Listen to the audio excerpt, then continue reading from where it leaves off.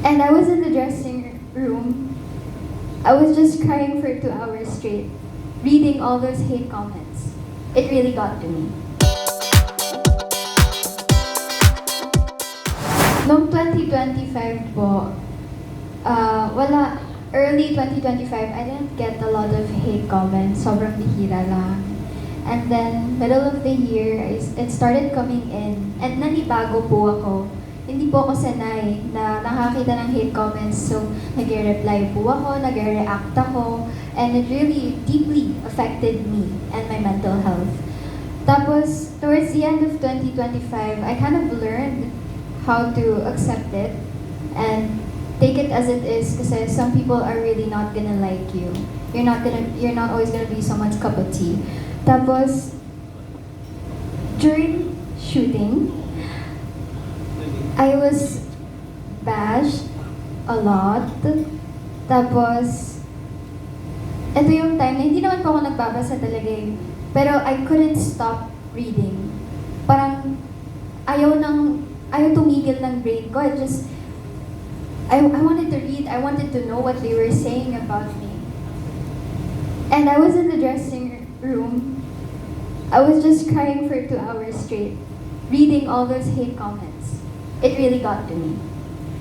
And then, after that, it was time for us to shoot again. And then, I realized that it helped kasi nung eksena na po namin, lumabas na lang siya. Wala pang hack siya. Pero, I think that's the only positive thing I can take from that because hate comments, they're everywhere today. They're so normalized. Dahil nga, people can just easily hide behind fake profiles, dummy accounts. Parang they can't really take accountability for the things they say online. It's hard to track them down. So, they just feel free to throw whatever words they want to say.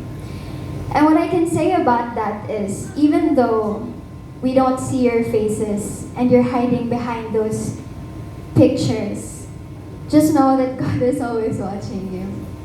And lahat may balik. So, yun lang. Noong una, sobrang naapektuhan po ako sa hate comments kasi binabasa ko sila palagi. Palagi po ako nagbabasa ng mga comments.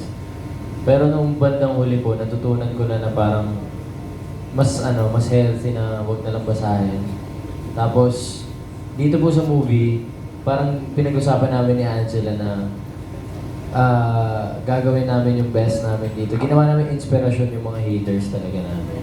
Totoo po, ginawa po namin silang inspirasyon dito sa pelikulang to. Parang kahit ano pong sabihin nila sa amin ng paulit-ulit, wala po kami ibang gagawin. Hindi po kami babawi or anything. Hindi kami magre-reply.